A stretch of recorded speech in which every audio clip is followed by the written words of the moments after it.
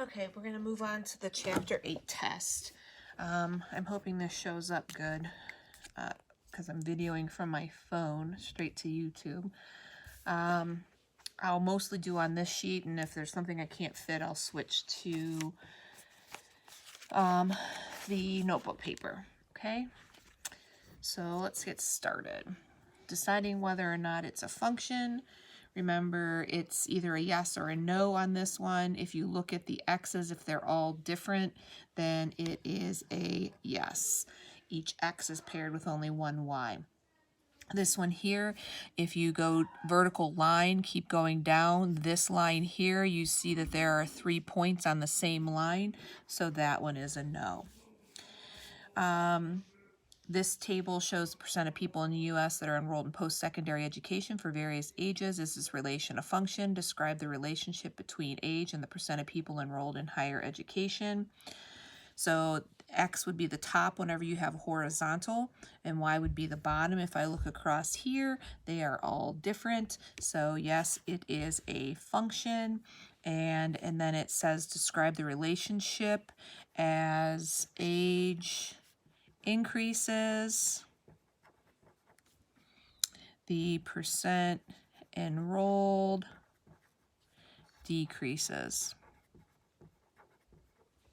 Okay, this one here, we have to put in the y equals mx plus b form. So my goal here, -3, is to get y by itself. So since this y is positive, I'm going to get rid of the x. And remember that these two are separate. You can turn this into a plus negative. You cannot add them together. So I have -5x plus -3. Since they both have a minus in front of them, you can put a plus in between them, and then you can do whatever order you want as long as you keep the negatives.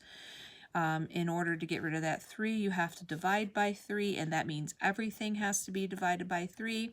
I'm going to leave this in fraction form, and then this is -1 because I can use, I didn't put numbers in here for you, did I? I can use numbers that are multiples of 3, and that would get rid of this 3 here when I multiply. So that's what I'm going to do. If you used other numbers that weren't multiples of 3, then it will probably not come out even. It'll come out to a fraction, and that's okay. If we were at school, I would have given you these numbers here ahead of time. So -5/3 times -3 plus -1. This will, these two will cancel out, and that will give you -5, or +5, sorry, plus 1, and that will give you a 4. So that's -3, 4. -5/3 times 0 plus -1 will give you -1, so 0, -1. -5/3 times +3 plus -1, this will give you a -5 plus -1, which is -6, so 3, -6. This one here, when it cancels out, it's 2 times -5, which is -10, plus -1 is -11, so that is 6, -11. This one here is already in the correct form, so the 3x minus 4 is going to go right in there. I would have given you 0, -1, 0, 1, and 2. So 3 times -1 minus 4 is -7. 3 times 0 minus 4 is -4. 3 times 1 minus 4 is -1. And 3 times 2 minus 4, that is 2. So -1, -7, 0, -4, 1, -1, and 2, 2. It looks like the first one will not fit. So 0, 1, 2, 3, 4, 1, -1, and 2, 2. That's as many as we can fit. All right, if we're finding the x and the y-intercepts, remember, if you're finding the x-intercept, that's where y is 0. So I'm going to plug in 0 here for y. And that means I will then have to solve to find x. So that's negative 10 equals 5x. If I divide both sides by 5, I will get negative 2 equals x. So x is negative 2 when y is 0. And then the next one, I'm going to plug in 0 for x to find the y-intercept. So 5 times 0 plus 10, then y just equals 10. So when x was 0, y was 10. I'm going to do the same thing here, plug in 0 for y. So 3x minus 2 times 0 equals 6. That cancels out. Divide both sides by 3 and you get 2. So x is 2 when y is 0. So 2 across, 0 up. Then I'm going to put in a 0 for x minus 2y equals 6. That cancels out. When you're dividing here, this is a negative 2. So that's why that's negative 3. So 0, negative 3, 0 across, and 1, 2, 3 down, and then you would draw. On the back, I gave you 2 points so that it would be easier to find the rise and the run. This one goes up 1 and left 4, so that means negative 1/4 is the slope. Find the slope that passes through these points. You can line them up and slope slide these numbers. Remember, you're doing y minus y, x minus x. So this is negative 6 over 0. If it is a 0 on the bottom, it is undefined. This table here shows the percent of adults who use computers. What's the rate of change from 84 to 93? So if you're trying to find from the rate of change from 84 to 93, all you have to do is subtract them. The x's are on top here in the top row, the y's are on the bottom. So it's just like 2 ordered pairs. And you can actually use any one of the points if you want. You can just subtract these 2 and these 2, or these 2 and these 2. So it's just the change in y over the change in x, so it doesn't matter which ones you do. So I'm going to do the 28 minus 18, and then I'm going to do 1989 minus 1984, right? Because these are my y's, these are my x's.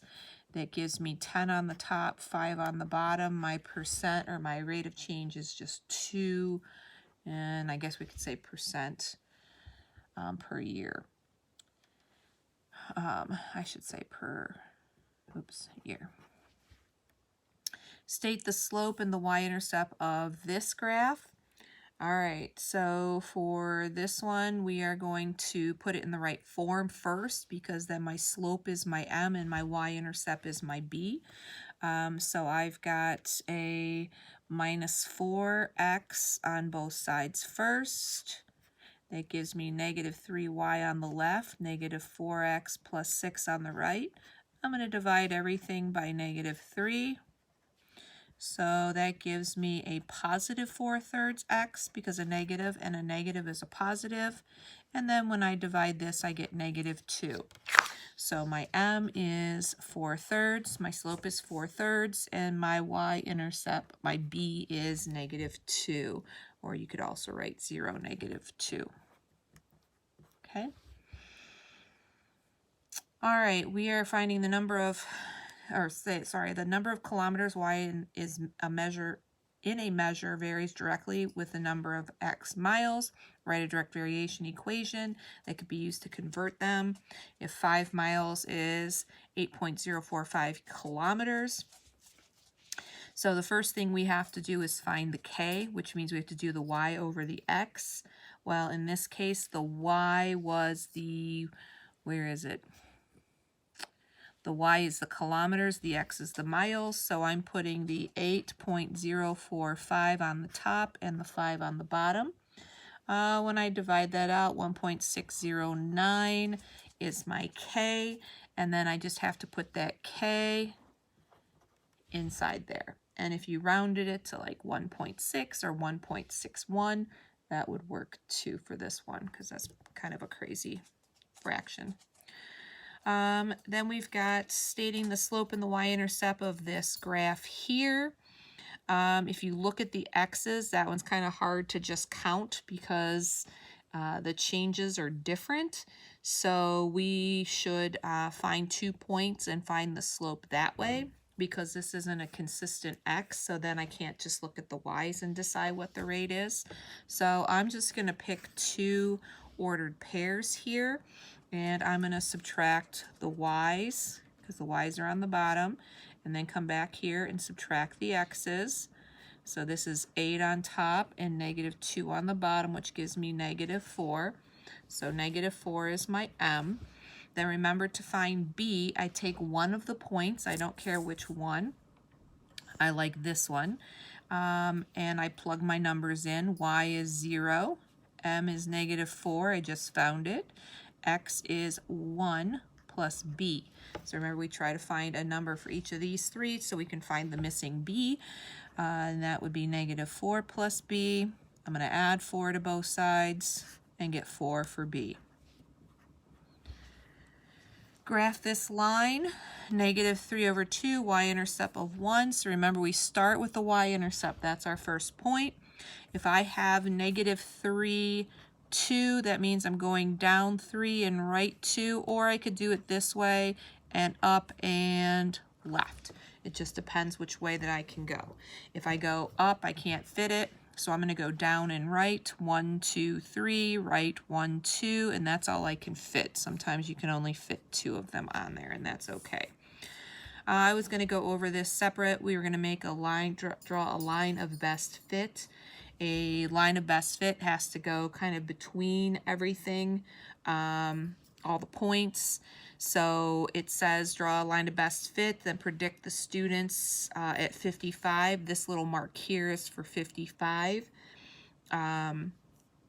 So I try to draw my line so they're kind of between all of them, and you would go up to the line and you would go over, and I would say that it's about 330, but there's a range. I would say anywhere between 300 and 350 would be what your prediction would probably be for that one. Okay, last part. We are matching up. So remember how we connected and we said if you know one, you can find the others. I think one of the easiest ways to connect is with looking at the y-intercept, because the y-intercept is where x is 0. So right here in the table, these are all my y-intercepts. You can find your y-intercepts in the graph by looking at where they cross the y, and you can find your y-intercepts, right? mx plus b, whatever the plus or minus part is. So if I'm looking at this first one, in table A, my y-intercept is 2.5. So if I look through here, where's 2.5? There it is. So then I look at it some more. All the y's are the same. They're all 2.5 high. Should it be a horizontal line? Yes. So that means A goes with G. So A and G are done. And then the one that goes with that, because it has 0 slope, 0 fun, there's no x, that would also be J. Group 2 is B, so the y-intercept here is a +1. If I look through, this is the only one that has a +1, so that must be, E. A +1 right here would be L. And if you look at the slopes for these, they should also match up, because these are going up by 1. Looks like that's going up by 1, so a slope of 1 makes sense for that one. If I look here, this one went up 1 and right 1, so they have the same slope also. So you can check it by slope, but I think y-intercept is just easier. And this last, our next one, it says -2. So if I go through, here's the -2. You could check the slope too. It goes up 2 and over 1. So you could check that too. Oh, here's a slope of 2, and here's a y-intercept of -2, so that must go with that. So K, H, and C go together. The last one has a y-intercept of 2. Looks like that has a y-intercept of 2. Do you see how this one is going down 3? Is this going downward? You can even just see that it's a negative slope. Here's going down 3 with 2 as my y-intercept. So D goes with F and, oops, sorry, F and I. I didn't mean to put an equal there. F and I. Okay. That's it for Chapter 8 review.